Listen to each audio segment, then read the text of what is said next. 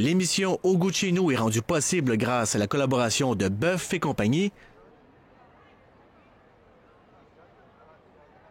et par Formation S, le Duc du vin.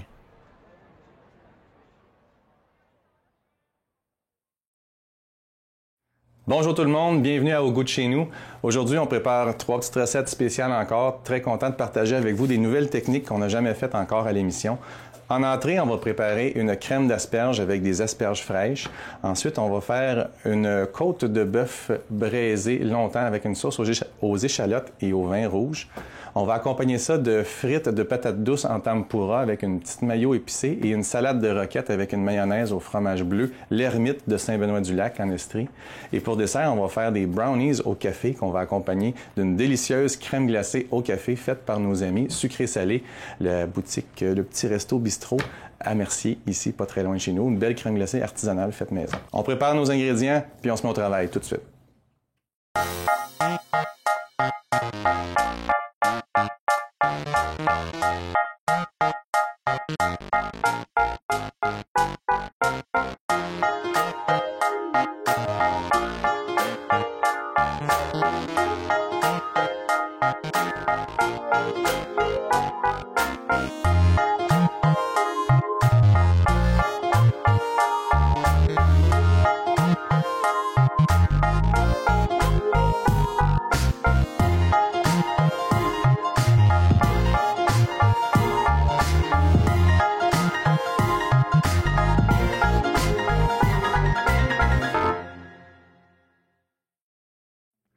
Première étape aujourd'hui, ça ne sera pas le dessert. On a des côtes de bœuf qu'on va faire cuire pendant environ 2 heures au four. Donc, on va mettre ça tout de suite en partant. Côte de bœuf, c'est partie des côtes ici. On a un os qui est situé sous la pièce de la viande, ici, et beaucoup de viande. Ça ressemble un peu à du bacon, mais de bœuf, je pourrais dire, en fait partie. C'est une viande qui est très coriace, comme ça, mais aussitôt qu'on la fait cuire longuement, braisée dans un liquide, la fibre va toute se détendre et on va avoir une pièce super tendre qui va se couper à la fourchette tantôt, qui va être délicieuse, très savoureuse à cause de tout ce gras-là qu'elle contient.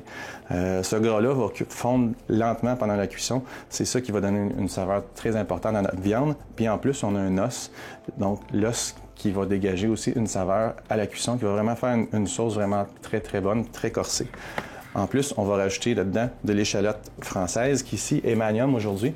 Alors, c'est de la très grosse. Mais on va quand même en mettre une bonne quantité et on va mettre notre vin rouge qu'on va utiliser aujourd'hui. C'est un Montpailly de vignoble Gio Montpetit à Saint-Étienne-de-Beauharnois. N'importe quel autre vin rouge peut faire l'affaire, mais comme je dis toujours, pourquoi acheter ailleurs si on l'a dans notre région? Alors, dans une casserole, feu élevé, je vais déposer un filet d'huile de canola.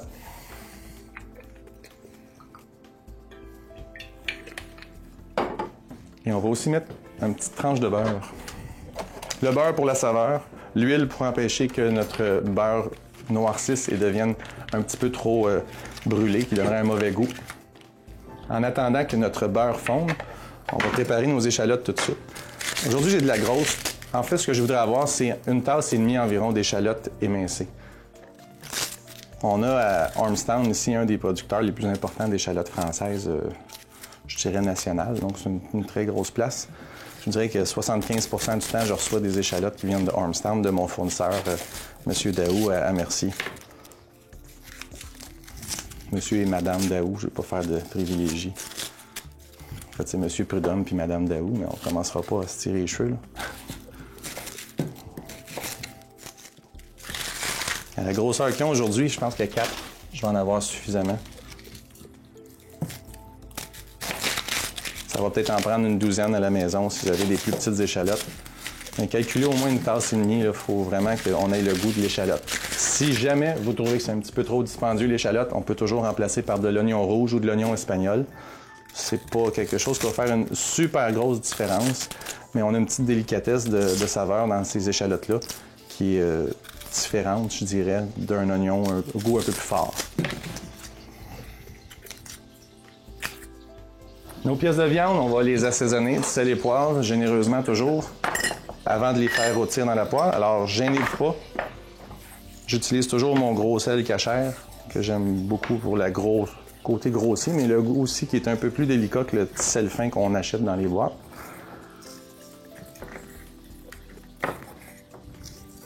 Alors, il y a 3 ou 4 côtés, parce qu'on voit la viande surtout. Gênez-vous pas pour tapoter pour faire pénétrer. Si ça tombe dans le fond de l'assiette, on le roule. On vient voir notre beurre. Quand il commence à devenir noisette, c'est le moment de déposer nos côtes. On va mettre le côté où il n'y a pas d'os, premier, pour saisir vraiment, avoir une belle croûte. Et comme d'habitude, quand on veut une caramélisation, on les déplace pas. On va les laisser là un bon 1 minute et demie, 2 minutes sur chaque face. Exactement le temps que ça nous prend pour préparer nos échalotes, puis les terminer, les émincer comme il faut. Là, allez pas courir si jamais vous n'êtes pas aussi vite que je peux l'être avec un couteau. Préparez-les d'avance avant de commencer à faire rôtir vos pièces de viande. Ce qu'on veut faire, c'est qu'on va rôtir nos pièces, mais en même temps, on va rajouter nos échalotes pour qu'elles commencent à caraméliser autour de notre viande. Aujourd'hui, je prépare 2 côtelettes, c'est pour 2 personnes, mais la quantité d'oignons et d'échalotes que je mets et de bouillon que vous allez avoir va suffire pour en faire 4. Assurez-vous d'avoir un contenant assez grand. Si jamais vos short ribs ne sont pas couvertes de liquide, c'est pas grave. Durant la cuisson, on pourra les tourner un petit peu. On veut surtout le côté où il n'y a pas d'os qui soit dans la viande, dans le bouillon. Alors, c'est juste vérifier ça. Essayez d'immerger la viande, de préférence à l'os. Avec le couvercle puis la vapeur, le restant va cuire de toute façon, ne vous en faites pas.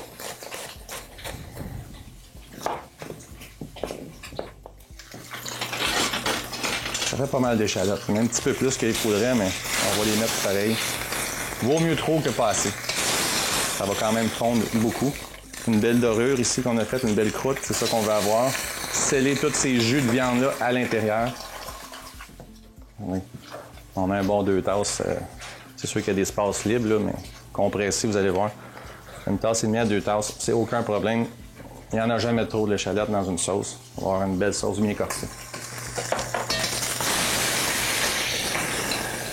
Je vais tasser mes pièces de viande, mon dernier côté saisi, puis je vais déposer mes échalotes à côté. Ça va empêcher de faire de la fumée comme ça. Notre beurre ne brûlera pas non plus parce qu'il est en train de cuire quelque chose. On les laisse là. Eux autres aussi, on veut qu'ils caramélisent. Dans ça, on va rajouter 2 à 3 gousses d'ail écrasées seulement. Faites juste les écraser. Vous pouvez les laisser dans leur chemise pour aller chercher les saveurs. C'est pas pour consommer directement. On va l'enlever tout à l'heure. Ça va s'enlever facilement si on les laisse ensemble en petits paquets avec la peau après. Une branche de thym, 2, 3 branches, non 4 de thym frais et 2 feuilles de laurier. Ça aussi, on lance ça à côté.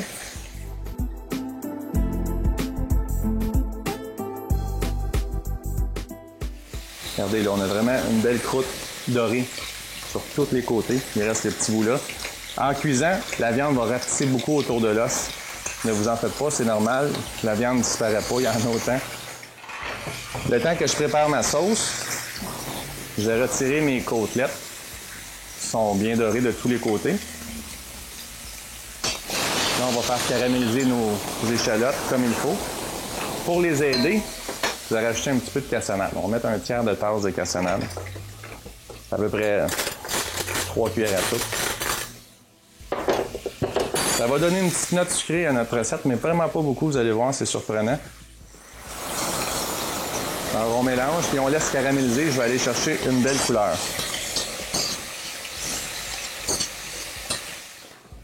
À notre sauce, on va rajouter encore des petits éléments parfumés. Ici, j'ai des piments de la Jamaïque, qu'on appelle en anglais du allspice. C'est une épice qui est un petit peu piquante, pas vraiment beaucoup.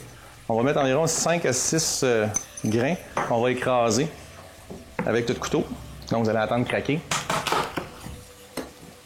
Tout simplement. Cette épice-là, elle a un goût un peu de clou de girofle, un peu de cannelle, un peu. C'est pour ça qu'ils appellent ça du allspice. Elle a un petit goût de tout le monde. Ça va bien parfumer notre plat, puis ça va rehausser avec la richesse du vin rouge, un petit peu d'échalote puis de la cassonade. Une fois que ça commence à changer de couleur, On va mouiller avec nos liquides, mais juste avant, on va rajouter une cuillère à soupe de pâte de tomate.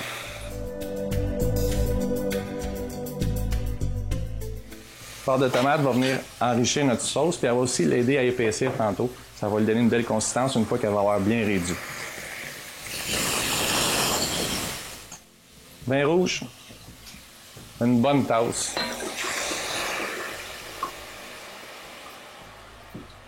Un tiers de bouteille à peu près. On gratte le fond de notre casserole pour décoller les sucres qui ont collé, les jus de viande et les jus de l'échalote qui ont rôti.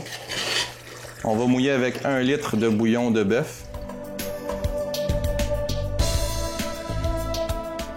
Il faut acheter les boîtes qui sont déjà préparées de marque commerciale. Si vous en avez du maison, c'est parfait. Sinon, on peut utiliser du bouillon de poulet ou de l'eau. Et on dépose nos côtes dedans. On amène à ébullition. Une fois à ébullition, je vais enfourner ça pendant environ 1h45 à 2h à 325-350. En attendant que ça mijote, ce qui ne devrait pas être très très long, on va préparer notre crème d'asperges. Pour faire une crème d'asperges, on a besoin d'environ 4 ingrédients. C'est vraiment pas compliqué. Des asperges, céleri, oignon, poireaux. Donc, ce qu'on appelle en cuisine une mirepoix blanche, qui sont des éléments qui sont blancs et verts, là, mais on s'entend que c'est plutôt... Il n'y a pas de carotte qui va donner un goût de carotte, une couleur orangée. Vraiment, des ingrédients blancs. On va préparer une essence. Pour préparer une crème d'asperges, il y a plusieurs façons de procéder. Il y a beaucoup qui vont utiliser des pommes de terre pour épaissir. La version classique qu'on appelle, je pense, un potage ambassadeur, si je ne me trompe pas, c'est une crème d'asperges. On va utiliser des parures d'asperges dans lesquelles on va faire bouillir dans un bouillon de poulet ou dans de l'eau, peu importe, avec des éléments aromatiques comme notre céleri, notre oignon. Alors, on va rajouter quelques branches de thym, une feuille de laurier. On va fabriquer un bouillon avec beaucoup de saveurs. Puis ensuite, on va le lier avec un roux, c'est-à-dire un mélange égal de gras, soit huile, soit beurre et farine, qu'on va faire une petite pâte avec, puis qu'on va lier notre bouillon qui va être passé parce qu'on va jeter toutes les parures de légumes. On va vraiment garder le bouillon et on va garder les pointes d'asperges pour décorer notre potage. Alors ça, c'est la version officielle. C'est celle que je vous montre aujourd'hui. Bien sûr, vous pouvez utiliser des pommes de terre à la place pour lier votre potage. Par contre, je trouve que ça va cacher beaucoup le goût de l'asperge qui est très délicat. Et vous allez voir, j'ai jamais eu de mauvais commentaires sur ma crème d'asperges. Je vous donne le secret aujourd'hui. Gâtez-vous. Un beau paquet d'asperges, environ 1 livre d'asperges. On va retirer environ 3-4 cm au bout. Donc, je les enligne sur mon couteau et je vais enlever juste la tête. Ça peut être un peu plus long, là. On les recoupera un petit peu tantôt, de toute façon. Celles-là, ils vont servir de garniture pour mon potage tantôt. Le restant des tiges, je les coupe en tronçons. Vous pouvez mettre la partie charnue, c'est pas grave. Comme je vous dis, on ne les mangera pas. Ils vont être passés à la passoire et on va récupérer seulement le bouillon, l'essence, un peu comme une infusion d'asperges, finalement, qu'on va épaissir. Comme la même méthode qu'une béchamel, on ferait avec un roux. Ici, ça mijote. Je mets le couvercle. On va éteindre le feu pour tout de suite.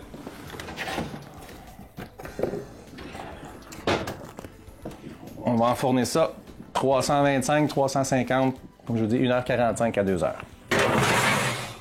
On continue avec notre crème d'asperges. Dans une grande casserole, on va rallumer le feu. Feu moyen, je ne veux pas aller chercher de coloration. On va mettre un petit peu de beurre. On met environ une cuillère à soupe. Petite tranche mince comme ça. On va laisser fondre tranquillement à feu doux. Alors, on va avoir besoin de notre céleri. On va utiliser la partie du bout, surtout où est-ce que les feuilles, c'est là qu'il y a le plus de parfum. Surtout ces feuilles-là, ils ont vraiment beaucoup d'arômes. On va avoir besoin d'environ une demi-tasse. Voilà, 3/4 de tasse. On va utiliser un petit poireau. On va le mettre au complet, même s'il y a du verre. C'est pas bien grave. Parce que notre potage d'asperges, juste d'avoir une petite couleur verte, de toute façon, c'est ce qu'on veut. Je vais juste enlever les plus grandes feuilles qui sont un petit peu plus sales, je vous dirais. Et on va nettoyer ça comme il faut. Pour le nettoyer, on le coupe en 4. Ce qui va nous libérer toute la chenoute. Parce qu'un poireau, ça pousse dans la terre, veut pas. Et on va rincer ça comme il faut. Une fois qu'il est bien lavé, on va l'émincer. On va déposer ça, tout ça dans notre chaudron où ce que notre beurre a fondu.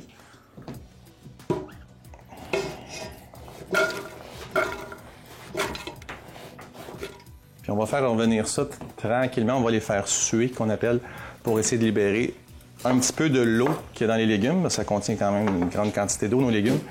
Puis ça va accentuer nos saveurs.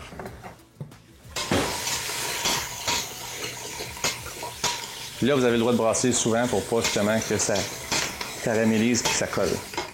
On va rajouter aussi un oignon émincé. Encore là, c'est pas une œuvre d'art. Vous n'êtes pas obligé de faire des morceaux de la même grandeur. C'est vraiment juste pour aller chercher les saveurs. On va tout passer ça et s'en débarrasser tantôt. Une petite minute encore en les brassant souvent.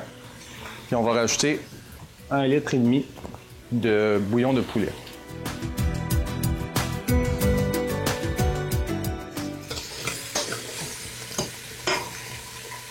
On verse le bouillon.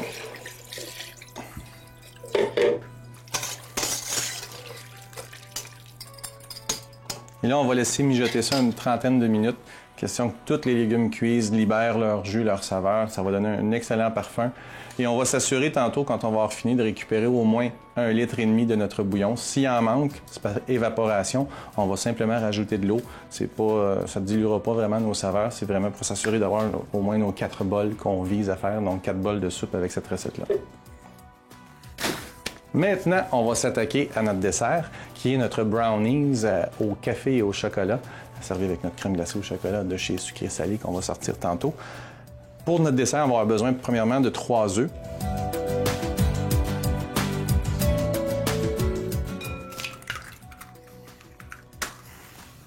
On va avoir besoin d'une demi-tasse de sucre. Ici, j'ai une tasse complète.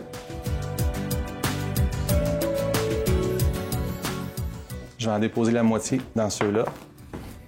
Je vais juste rincer mon petit fouet pour être sûr de ne pas avoir de céleri dans mon dessert ou d'oignon. La moitié de notre sucre ici. L'autre moitié, on va la mettre dans notre crème quand on va faire mijoter ça dans 2 petites secondes.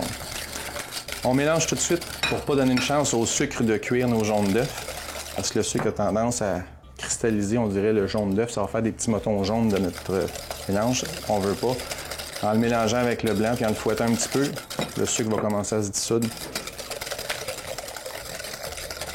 Puis on va fouetter ça pendant environ 2 minutes, là, jusqu'à ce que le mélange commence légèrement à blanchir. Je veux pas que ça gonfle.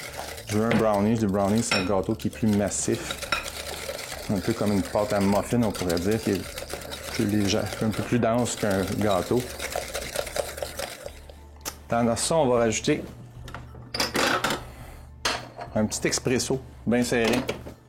Si vous n'avez pas d'expresso à la maison, café instantané, une cuillère à thé diluée dans 2 cuillères à soupe d'eau bouillante, c'est parfait. Le plus dur, c'est de ne pas le boire. On va chercher vraiment un goût corsé de café dans notre dessert.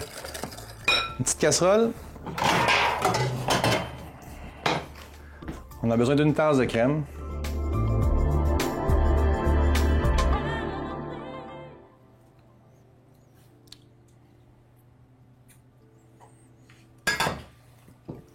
Le restant de notre sucre et un petit peu, c'est-à-dire 60 g de beurre. Un quart de tasse en bon français. Comme toujours, vous avez la petite indication sur votre emballage qui vous dit à peu près c'est quel endroit qu'il faut couper pour avoir un quart de tasse. On le dépose dans la casserole et on l'amène à ébullition. On veut que le beurre ait le temps de se dissoudre avec le sucre dans notre crème. Une fois que ça va être prêt, on va rajouter l'ingrédient principal, notre chocolat. Ici, j'ai des pastilles de chocolat. Si jamais vous n'en avez pas, vous allez avoir besoin d'environ une tasse de chocolat cassé. Donc, une tablette de chocolat, je crois que ça fait 175 grammes, si je ne veux pas aller en poids. Donc, 2 tablettes de chocolat, du Lindt, du Laura Socor. Un chocolat 70%, une bonne qualité.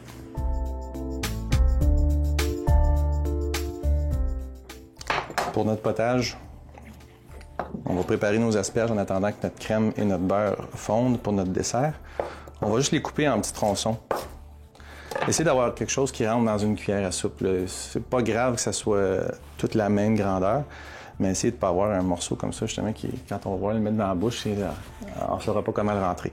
Alors, c'est ça le but, c'est d'aller chercher une garniture. On utilise la partie la plus tendre de l'asperge, qui est la pointe, pour faire ça. Comme un petit rappel de notre potage est à quoi. C'est toujours winner. Pour notre gâteau, on va avoir besoin d'une tasse de farine pour finaliser ça.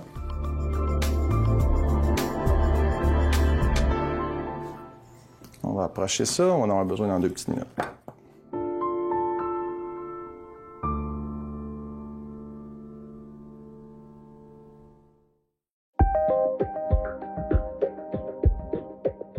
Notre crème est à ébullition, notre beurre est en train de fondre, il n'en reste pas beaucoup.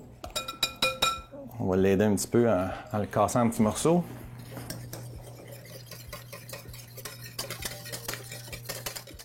On va juste déposer ça ici et on va laisser fondre notre chocolat dans notre crème et notre beurre fondu.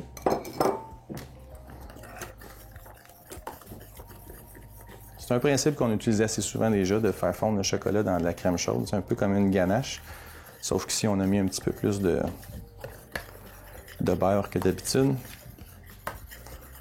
Le beurre et la crème vont aider à donner à notre brownies vraiment la densité, le côté très dense. Vous allez voir, celui-là, là, il est très moelleux, très...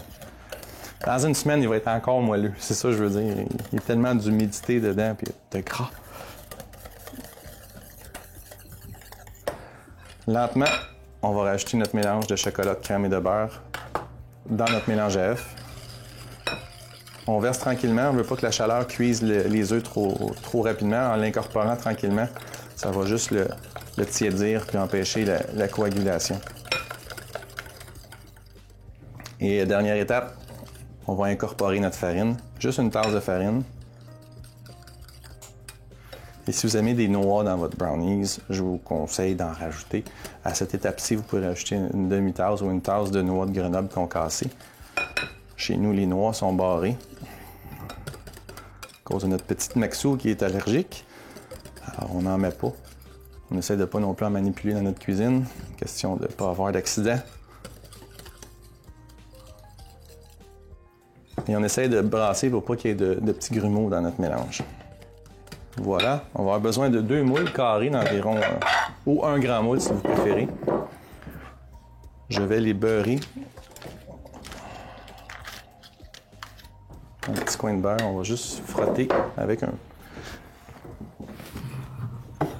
Question de ne pas se salir les doigts.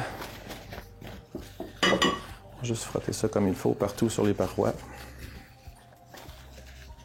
Si vous avez du PAM à la maison, un aérosol anti-adhésif, ça peut faire le travail. Gênez-vous pas. Bien beurré, on va verser notre mélange. Et là, vous pouvez verser jusqu'au bord, il n'y a aucun problème. Ceux-là, on va les remplir aux 2 tiers environ. La recette est remplie comme ça. Je vais approcher ça de ma cuisinière. Pendant 15 minutes, je vais monter la cuisson à 400 degrés. Ça ne devrait pas déranger nos côtes de bœuf qui sont dans le four parce qu'il y a beaucoup de liquide en ce moment. Vers la fin, c'est plus important de ne pas augmenter la température pour pas que notre liquide s'évapore plus rapidement et qu'on se retrouve avec plus de sauce. Mais en ce moment, il y a beaucoup de liquide, puis 15 minutes ça va prendre pour faire cuire ça. Ça ne dérangera rien. Alors le four est assez chaud. On les dépose et ça va prendre exactement 17 minutes. Je vais juste mettre la minuterie pour ne pas les oublier. Donc 17 minutes, on va les sortir, vous allez voir. Ils vont déjà avoir gonflé. On va les laisser refroidir un petit peu. On va préparer notre sauce au chocolat qu'on va verser par-dessus, une espèce de petit glaçage très simple, sucre en poudre de cacao puis de l'eau, pas de gras. Il y en a assez dedans. Et pendant que ça cuit, on va préparer nos frites de pommes de terre douces. Des grosses patates douces. Essayez de les prendre plus grosses que longues. Si jamais elles sont longues, on peut les couper en 2. Essayez de ne pas avoir des patates trop longues. On n'est pas chez McDonald's là, qui sortent des patates ça de longues.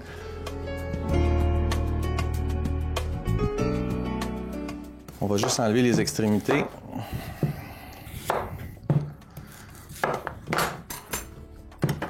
Maintenant qu'on a quelque chose pour le faire tenir debout, on va les peler avec notre épluche patate. Et c'est comme moi, vous détestez cet appareil qui sert surtout pour les carottes. On va prendre notre couteau, on va en enlever une couche un peu plus épaisse parce qu'il y a vraiment beaucoup de pleure après une patate douce. On va enlever la petite partie blanche pour se rendre à notre chair orange. Une fois nos patates douces épluchées, on va les couper en bâtonnets. Je ne vais pas aller chercher un bâtonnet trop épais parce que si on les trempe dans la tempura tantôt, la tempura va brûler avant que notre patate soit cuite au centre. Donc, essayez de viser un bâtonnet d'environ 1 cm par 1 cm. Puis là, quand c'est rond, même ça roule, ça va pas bien couper.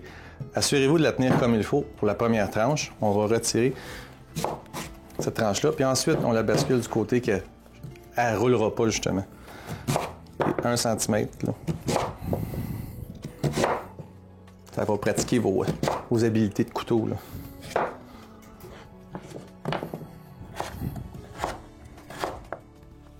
Ça aussi, on met ça de côté. Dernière minute, on va préparer notre pâte à tempura puis on va les tremper. Alors en attendant, on va les mettre dans un contenant quelconque.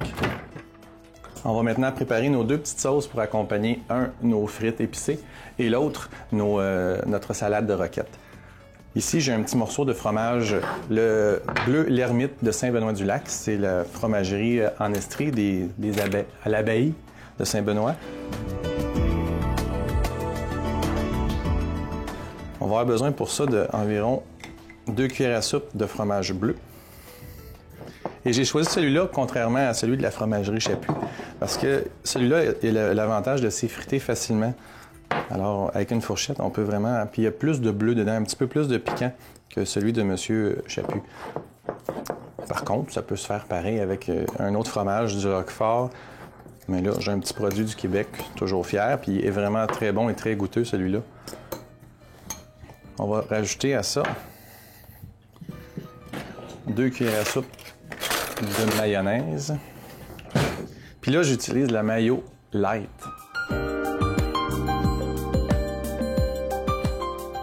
Hein, c'est quand même des frites, puis vous allez vouloir tremper souvent. Fait qu'on essaye de sauver où ce qu'on peut. Alors, mayonnaise légère, allégée. Tout le contraire de ce que je prône en cuisine, mais il n'y aurait pas vraiment de différence parce qu'on leur rajoute des ingrédients très goûteux.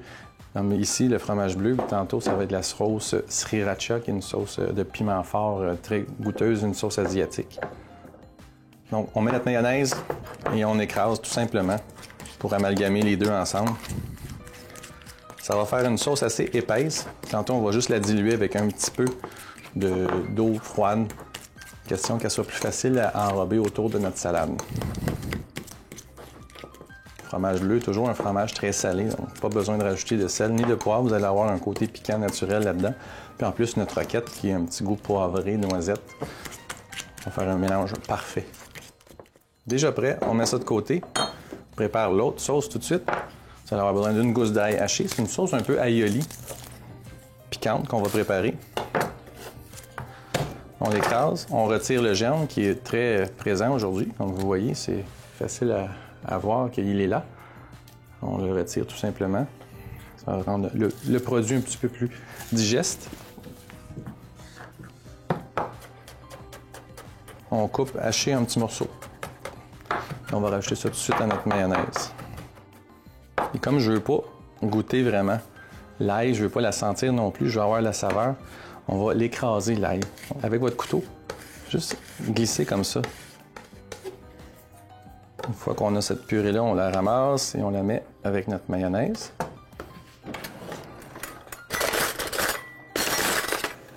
On va rajouter notre sauce piquante sriracha.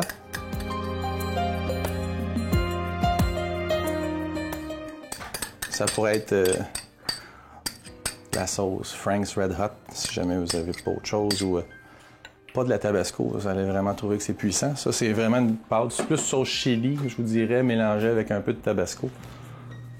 Alors, mettez sauce chili, au pire, si vous n'avez pas cette sauce-là, ou une autre sauce piquante, et rehaussez de tabasco à votre goût. Simplement amalgamer tout ça. Même chose, on met ça de côté, c'est déjà prêt.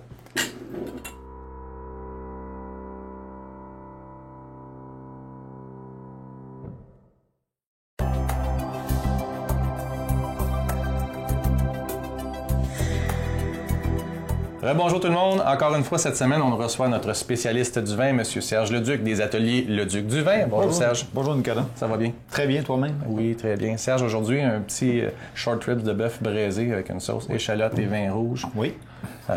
Évidemment, on va accompagner ça d'un vin rouge. Certes que nous aurions pu prendre le Montpellier, qui a servi à braiser la viande en question, mais j'en avais pas sous la main, très honnêtement. C'est correct. On aime ça, la variété aussi. Oui, c'est ça. Donc, exact. Donc, j'ai découvert tout récemment un nouveau vignoble qui s'appelle Côte de Vaudreuil. Ah. C'est à Vaudreuil, bien entendu. Juste au bout de l'autoroute 30. Exactement, exactement. À 2 minutes maintenant. Absolument. Et le vin que je propose, ça s'appelle Tango. C'est un assemblage de Sainte-Croix, 33 % et de Frontenac noir à 66 %. Bon, puis ce qui fait qu'on danse le tango. Oui, c'est exactement à deux. D'ailleurs, les étiquettes, c'est un peu ce que ça illustre, là, la danse ici. Ah. Donc, sans plus tarder. Oui, tout de suite, s'il vous plaît. Donc, on voit juste en versant que rubis, hein? C'est tout à fait vraiment une teinte foncée qui devrait être fort agréable avec notre bœuf. C'est toujours notre test. Oui, c'est ça. L'intensité de la couleur est vraiment intense puisqu'on ne voit pas notre doigt. Oui, c'est ça. On est très intéressant. Oui, c'est... Petit côté épicé, mais côté fruits noirs aussi. Oui, beaucoup. Franchement, l'odeur là, est très... C'est invitant. Hein? C'est invitant pas mal, exactement. Invitant. On le brasse. Oui, c'est...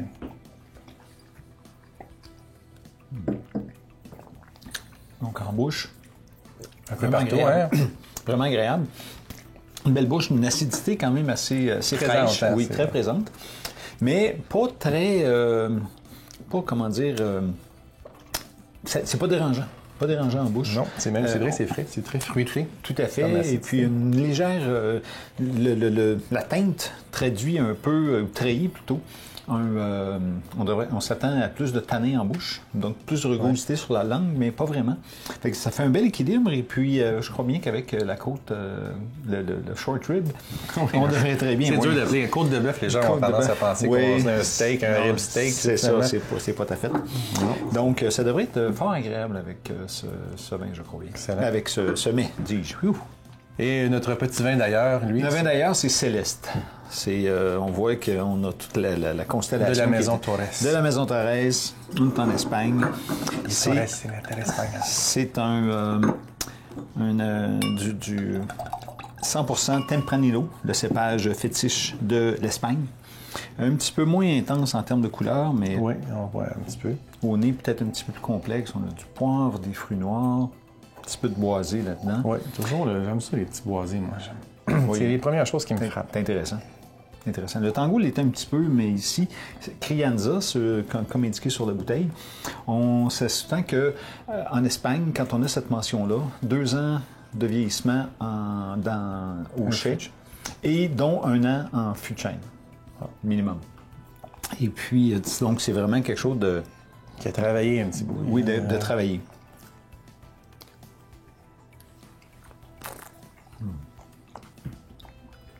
Encore ici, une acidité belle acidité fraîche. Fraîche aussi. Mais on sent qu'au niveau de la langue, c'est une petite affaire plus rugueux. Et c'est encore là, ça devrait être fort agréable avec notre short rib, hein, c'est ça? Short rib, c'est un terme très francophone. Oui, n'est-ce pas? Courte côte, qu'on pourrait appeler. J'ai aucune idée comment le plat en français, mais vous avouez, franchement, Crianza, comme je mentionnais, c'est 2 ans et 1 an, dont 1 an en fût. Alors qu'en Espagne, on a aussi la mention Reserva et Gran Reserva. Reserva, c'est 3 ans dans le chai, dont 2 ans en fût. Et le Gran Reserva, lui, c'est 5 ans dans les chais, dont 3 ans en fût. Donc là, c'est vraiment quelque chose de plus corsé. C'est rond, oui, exactement, très rond. Exactement. La maison Torres fait vraiment... Ils pensent pas à faire du profit l'année prochaine avec leur raisin de cette année, eux autres. Non, c'est vrai. 5 ans avant de voir une scène rentrer. Oui, ça prend des reins solides. Oui, exact. Mais il faut dire que la maison Torres peut en faire sans trop de problèmes. Je pense qu'elle est arrivée avant l'Espagne. Presque. Donc, Tango, 16 $, vendu uniquement au domaine, Côte de Vaudreuil. Et le Céleste, c'est un produit régulier à la SAQ pour 21,25 qui est quand même quelque chose de très accessible. acceptable, Ça comme un beau rapport qualité-prix à mon sens. Ouais, pour un petit vin qui a 3 ans avant de prendre ses c'est tablettes. c'est cela. Il faut le payer en quelque part, ces 3 ans-là. Évidemment, évidemment. Mais Serge, je te remercie beaucoup. Parfait. On se revoit la prochaine fois. Sans faute. Excellent. Merci tout le monde. Savourez. 17 minutes plus tard, on va sortir nos petits brownies du four.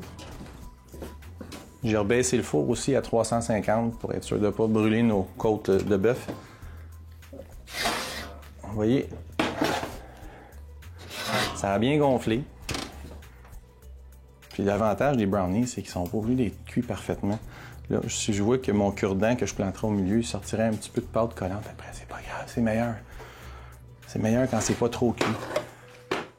On va laisser tiédir ça un petit peu. Tantôt, on va préparer notre glaçage, puis on va finir ça. Notre essence d'asperge, elle mijote depuis un bon 30 minutes. Alors, ce qu'on va faire, c'est qu'on va la passer tout de suite.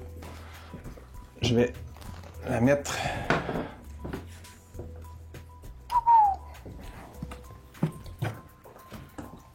juste à côté ici. On va retirer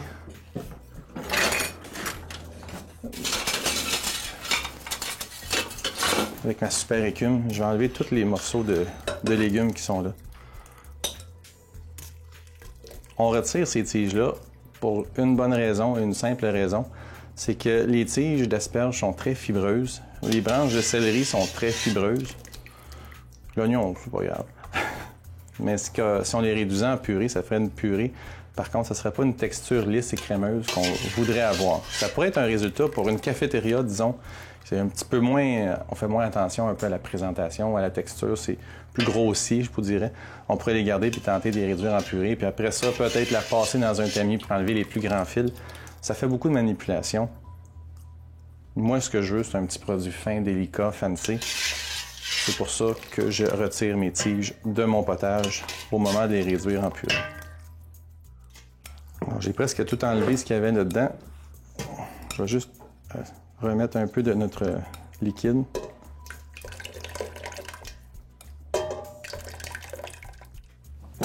On a notre essence, un parfum très aspergeux.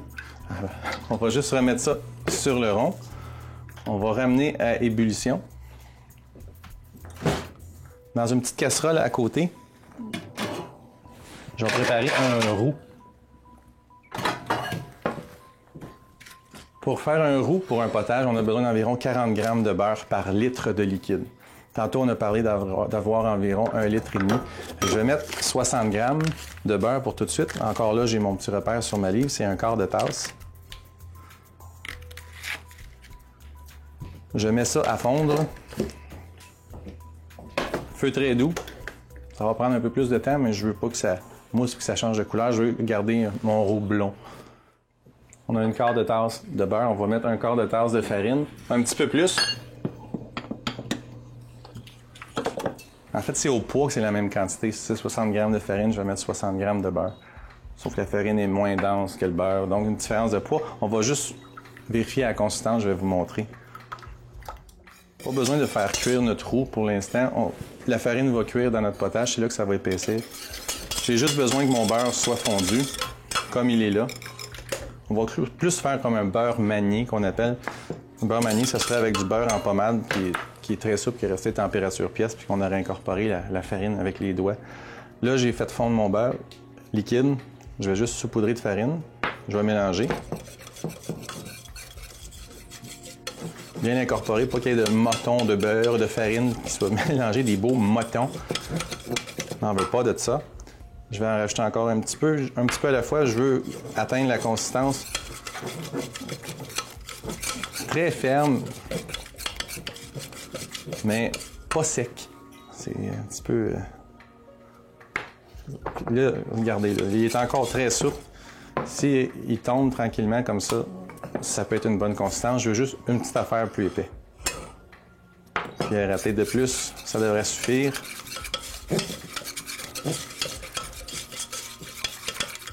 Mon bouillon, bout à gros bouillon. Je vais prendre mon mélange et je vais le rajouter dans mon liquide en fouettant. Là, ça va épaissir. Je veux avoir une consistance d'une crème. Alors, ça se peut que vous n'ayez pas besoin de mettre tout ce qu'il y a là-dedans, tout dépendant de la quantité de bouillon qui restait. Faites juste surveiller ça. Un coup que ça a bouilli, normalement, le travail d'épaississement, c'est fait. On va juste en rajouter encore un petit peu. Voilà. Finalement, je l'ai tout mis. C'est parfait. La consistance a l'air très belle. Une fois que ça mijote à bout fort, je vais le réduire le feu. Gardez ça au minimum. On va laisser mijoter ça un bon 7 à 8 minutes. Tantôt, on va juste rajouter nos garnitures d'asperges. Les garnitures vont prendre environ 3 à 4 minutes à cuire. Si vous voulez avoir des garnitures qui sont un peu plus croquantes, vous pouvez laisser 2-3 minutes juste avant de servir votre repas. Vous déposez vos garnitures, vous allez avoir une asperge un peu croquante. Si vous préférez avoir une asperge qui va être molle, qui va s'écraser avec la langue sur votre palais, vous pouvez les mettre tout de suite puis les laisser aller pendant les 10 minutes nécessaires, 10-15 minutes. C'est pas très grave. La couleur va changer par contre. Plus sont cuites, plus la couleur va devenir vert terne. Si vous voulez avoir un beau vert pétant qui fait reluire votre potage, 2-3 minutes avant le service, on va les rajouter. Je mets ça de côté, je vais les mettre tantôt. Juste m'assurer que ça ne bout pas trop fort, vraiment au minimum. On va crémer notre potage aussi, dernière minute. Crémer, après avoir rajouté les pointes d'asperges, 2-3 minutes, on crème, puis ça va être prêt. On surveille ça de proche, puis on va terminer. On va sortir nos côtes de bœuf du four. Ça fait 1h45 qu'ils sont là. Quand vous manipulez les côtes de bœuf, une fois qu'ils sont sortis, vous allez voir, la viande va avoir rapetissé autour de l'os. Donc, vous allez avoir un petit bout d'os de chaque côté de la pièce de viande. Il faut juste soyez minutieux pour être certain de ne pas que la viande se détache de l'os. On met l'os pour que ce soit aussi beau à voir qu'à manger. Regardez, vous avez vu le petit bout d'os de chaque côté. Notre viande tendre et juteuse au milieu. On met ça de côté. On va essayer d'enlever nos branches de thym. La sauce, je vais y goûter. Ça devrait être très goûteux d'ailleurs.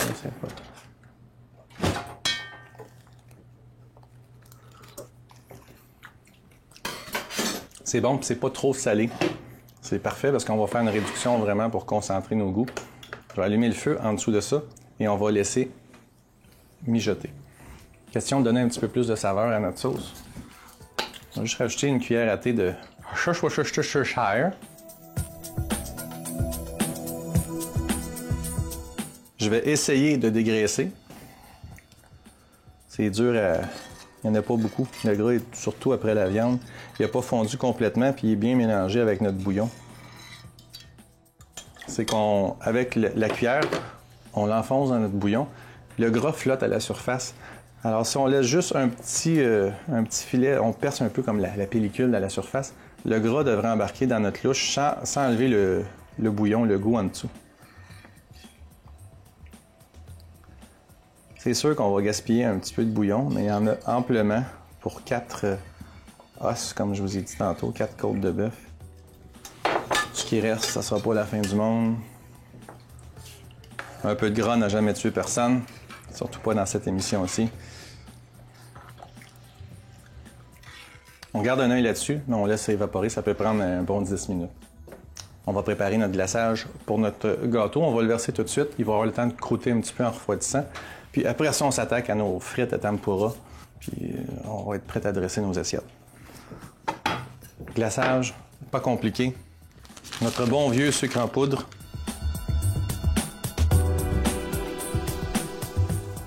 Une tasse et demie. Une grande tasse ici.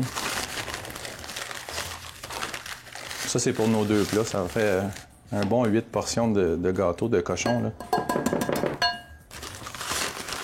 Comme je vous ai dit, vous pouvez les garder au congélateur, l'autre moitié.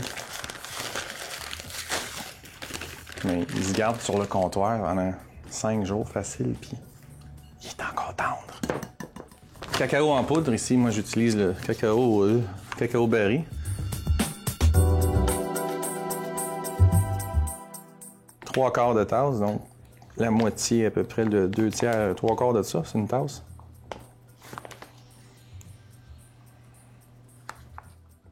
Et de l'eau chaude, je vais prendre l'eau la plus chaude du robinet. Une demi.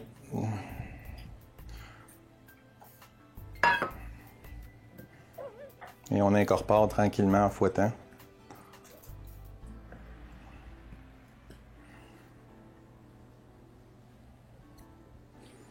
plusieurs utilités, ce petit glaçage-là. Vu qu'il n'y a pas de gras à l'intérieur, on pourrait le rajouter dans du lait chaud. Ça ferait un chocolat chaud maison. Ça ferait un peu comme du sirop concentré. J'ai pas tout mis l'eau tout de suite, tout dépendant de combien on a compacté le sucre en poudre puis le cacao. Ça se peut que ce soit un petit peu trop liquide. Je veux vraiment aller chercher une texture de pâte légèrement liquide. Le sucre en poudre va faire une petite croûte en refroidissant.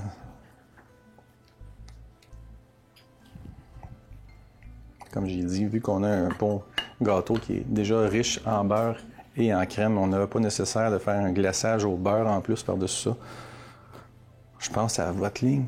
Je suis ton fin.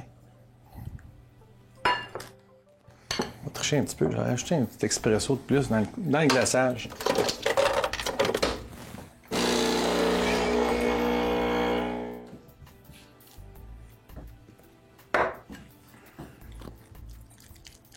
Ça prend pas grand-chose. Rendu là, une cuillère à soupe, ça fait toute la différence dans notre...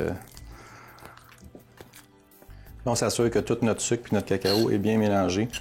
La texture qu'on a là, je trouve que ça fait un beau glaçage. Il va s'étendre quand même assez bien. Puis le gâteau est encore un peu chaud, il va peut-être devenir un peu plus souple. Il va nous faciliter le travail. Le café dans du chocolat, ça rehausse un peu le goût du chocolat. Ça ne goûtera pas nécessairement énormément le café. On n'a pas besoin de ça puisqu'on met déjà une crème glacée au café par-dessus en plus. On ne veut pas que ça soit trop envoûtant de café, mais en même temps, ça peut donner un petit kick côté chocolat, c'est parfait.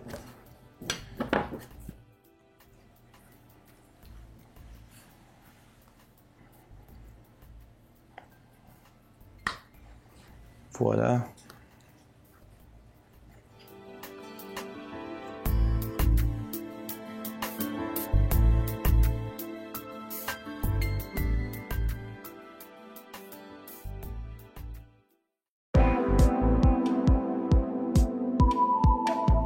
C'est le temps de finaliser toutes nos recettes. Nos brownies sont prêts. On va juste rester à dresser tantôt avec notre crème glacée au café. On va laisser tomber nos pointes d'asperges dans notre potage. Ça mijote à feu très doux. 7-8 minutes. On devrait avoir ce qu'on veut avoir comme cuisson. Juste les brasser pour bien les immerger. Il va nous rester à crémer tout à l'heure, dernière minute. Ramener à ébullition et c'est prêt à servir. Notre bouillon de côte est en train de réduire pour s'évaporer, pour concentrer les saveurs puis vraiment chercher une belle consistance de sauce brillante. On a notre friteuse qui est prête. On va préparer notre pâte à tempura. Pour ça, on va avoir besoin d'une tasse de farine. Déposez votre farine dans votre bol, un peu plus grand. Et là, on va donner un petit peu un kick à nos frites. Alors ici, j'ai une cuillère à soupe de paprika fumé que je vais rajouter dans ma farine. Une cuillère à soupe de poudre d'ail, même chose, et poudre d'oignon.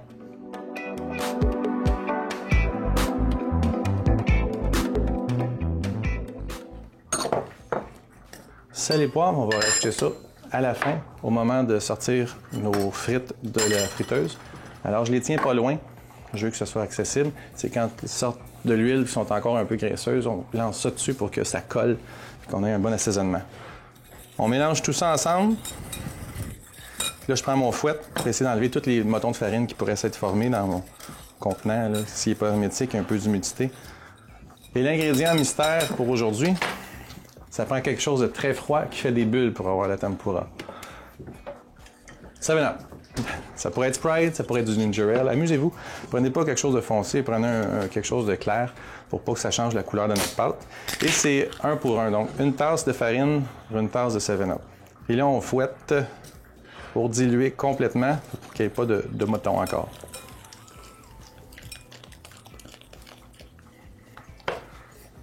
On fait ça dernière minute parce qu'on veut profiter des bulles. On va les goûter, ces bulles-là, dans la texture de notre pâte. On approche nos patates douces. Et là, on va leur donner un bain. Mettez-en la moitié pour commencer. On va les enrober.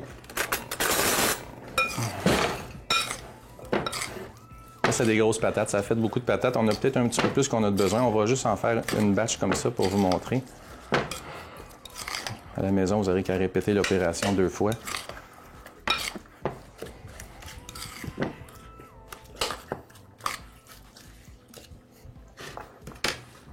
Et on les laisse tomber. Le panier au fond, parce que je veux pas qu'il colle dedans. Je les laisse tomber une à une en m'assurant qu'il y a du mélange tout autour. On essaie de pas qu'ils se touchent pour commencer. Et le paprika fumé, si vous n'avez pas de paprika fumé à la maison, vous pouvez donner un paprika régulier, il n'y a pas de problème. Le paprika fumé a cet avantage d'avoir un petit goût supplémentaire. Il peut être piquant, il peut être doux, c'est libre à vous. On pourrait aussi rajouter une cuillère soupe de cayenne dans notre mélange pour aller vraiment chercher un... Et là, j'en mets pas plus que ça. Je veux pas que, comme je vous dis, que ça se touche et qu'ils pognent tout en moton ensemble. On fera 2, 3, 4 batchs si ça prend. Ne pas surcharger. Puis ça prend environ 1 minute et demie à 2 minutes. Juste s'assurer que notre frite ait le temps de cuire. Ça cuit assez rapidement, la patate douce. On secoue le panier pour être sûr que la pâte n'ait pas pris après la grille en même temps qu'on l'a déposée. Ils vont flotter comme ça. Une fois qu'on a obtenu la couleur qu'on voulait dorer, là, il ne faut pas se laisser jouer un petit peu parce que notre pâte est orangée, elle va avoir de l'air grillée déjà. Il faut juste l'atteindre une couleur un petit peu plus foncée. Puis vraiment permettre, comme je vous dis, 1 minute et demie, 2 minutes. Tout dépendant. Là, j'ai de l'huile à 350 degrés. Je la mets à cette température-là, justement. Si je la mettais à 375, il brûlerait tout de suite à l'extérieur, puis on n'aurait pas de patates cuites à l'intérieur. Comme ça va être parfait. Si j'aurais pas trempé mes pommes de terre dans la friture, ça aurait fait des belles frites dorées. C'est juste que les pommes de terre douces ont une tendance à être, comme je vous dis, plus molles. La purée est plus moelleuse. Il y a plus d'eau, c'est plus une fibre avec de l'eau que farineux comme une pomme de terre. Ça se tient moins bien, ça fait des patates molles. C'était délicieux pareil, c'est juste côté texture. Il y a un petit crisp de plus là-dedans qui va être très agréable. OK, je me prépare. Sel, poivre. On se coupe. On jette le papier absorbant. Comme j'ai dit tantôt, la pâte poigne à travers la grille. Faut faire attention. C'est pour ça qu'on secoue notre panier.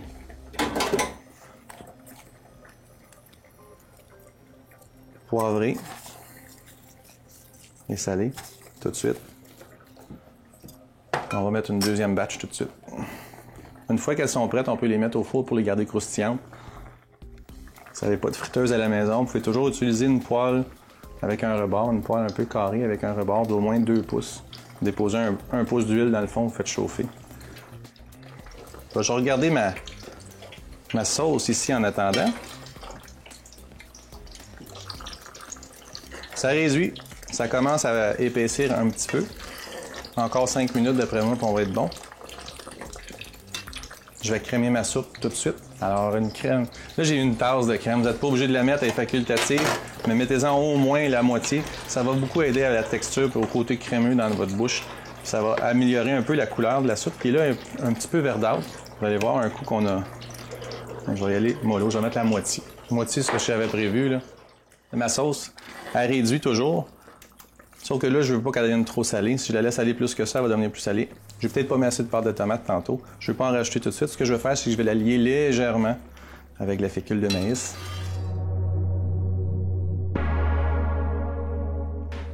On pourrait aussi utiliser le roux qui nous restait tantôt de notre potage. Il nous en restait une petite cuillère à soupe.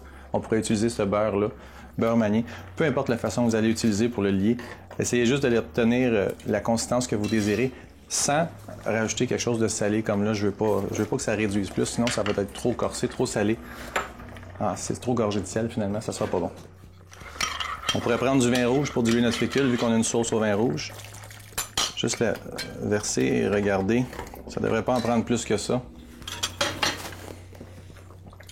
Je vais éteindre le feu. Ça a mijoté, ça va avoir épaissi. On va remettre nos morceaux de viande dedans pour les réchauffer comme il faut. Notre salade, on a environ 3 à 4 tasses de salade roquette. On va diluer un peu notre vinaigrette avec un peu d'eau froide. Allez-y une cuillère à soupe à la fois. C'est vraiment pour avoir une consistance qui va nous permettre d'enrober notre salade.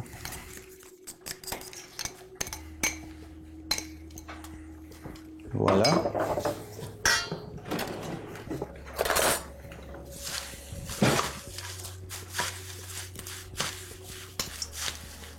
Essayez pas d'avoir trop de vinaigrette dans cette salade-là. Le fromage bleu est très goûteux. On ne voudrait pas non plus que ça cache le goût délicat de nos patates douces, malgré qu'on a une petite mayonnaise piquante qu'on va mettre avec ça, qui va être très bonne. Crème d'asperge, simplement versée dans votre bol. Assurez-vous d'avoir une part égale de garniture à l'intérieur. Vous pouvez garnir d'un petit quelque chose pour agrémenter l'apparence. Pour notre assiette principale, on va avoir besoin d'un petit peu de frites.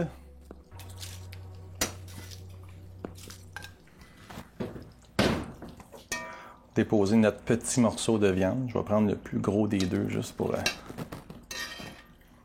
ça ait l'air vraiment cochon.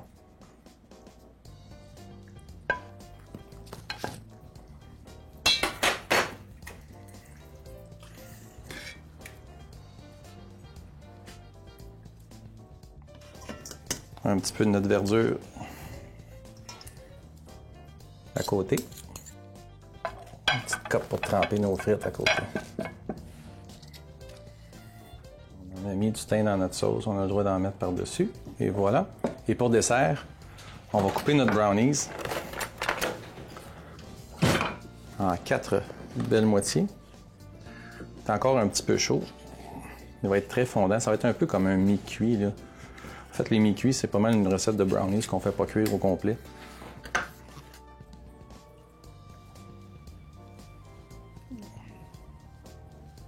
J'ai ma petite crème glacée sucrée salée. On va juste ouvrir. C'est au cappuccino, celle-là, café. On va juste se faire une belle quenelle. Une quenelle, dans le fond, c'est une boule qu'on roule entre 2 cuillères pour lui donner la forme d'une espèce de ballon de football. Vous allez voir ça souvent dans les restaurants. Que ce soit une purée ou quelque chose, on appelle ça une quenelle, sur la forme. Déposer sur le dessus. Elle va peut-être fondre un peu, elle est encore chaude. Et on va laisser couler ça tranquillement.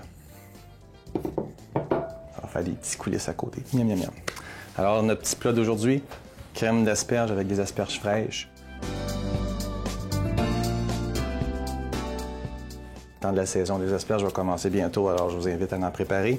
Une belle côte de bœuf, short ribs de bœuf braisé avec sauce à l'échalote et au vin rouge, le Montpetit, du vignoble J.O. Montpetit à Saint-Étienne. On a des frites de patates douces en tempura avec une petite mayo épicée à la sriracha et à l'ail et une salade de roquette avec une vinaigrette maison faite avec le bleu l'ermite de l'abbaye de Saint-Benoît-du-Lac.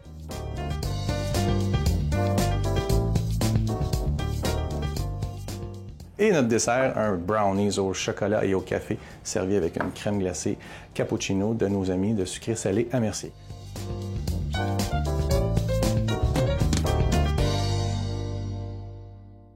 Alors, je vous invite à manger ça en bonne compagnie, savourer, déguster, lichez-vous les doigts, profitez-en et bon appétit tout le monde!